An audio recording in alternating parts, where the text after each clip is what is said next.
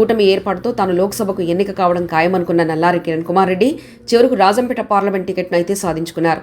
కానీ విజయం లభించలేదు. దీంతో నల్లారి రాజ్యసభలో ఆయన చోటు సంపాదించాలని పెద్ద ఎత్తున లాబింగ్ చేస్తున్నారు. విజయసాయిరెడ్డి రాజీనామాతో ఖాళీ అయిన స్థానంలో తన పేరుంటుందని ఆయన భావిస్తున్నారు. గట్టిగానే ప్రయత్నాలు మొదలుపెట్టారు. తన పాత కాంగ్రెస్ మిత్రుడొకరు బీజేపీలో ఉండడంతో ఆయనతో అమిత్ షా వద్ద ఈ విషయాన్ని కూడా ప్రస్తావించినట్లు తెలిసిందే. ఏప్రిల్ 3న ఏపీ మంత్రివర్గ సమావేశం ఏ పార్టీకి అనేది, విజయసాయిరెడ్డి రాజీనామాతో ఖాళీ అయిన స్థానం అనేది ఇంకా ఎవరికి ఇవ్వాలని కూటమి మాత్రం నిర్ణయించలేదు.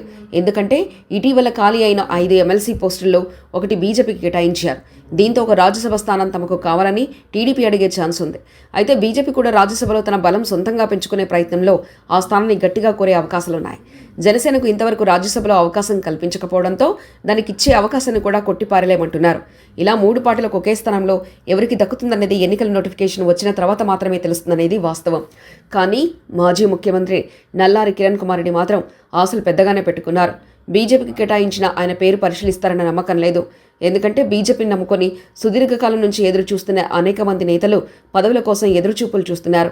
మాజీ రాజ్యసభ సభ్యుడు జీవీఎల్ నరసింహారావు ఇప్పటికే ఆ స్థానంపై ఖర్చు వేసినట్లు పార్టీ వర్గాలే చెప్తున్నాయి. మరో కీలక నేత విష్ణువర్ధన్ రెడ్డి కూడా ఈ పదవిపై ఆశలు పెట్టుకున్నారు.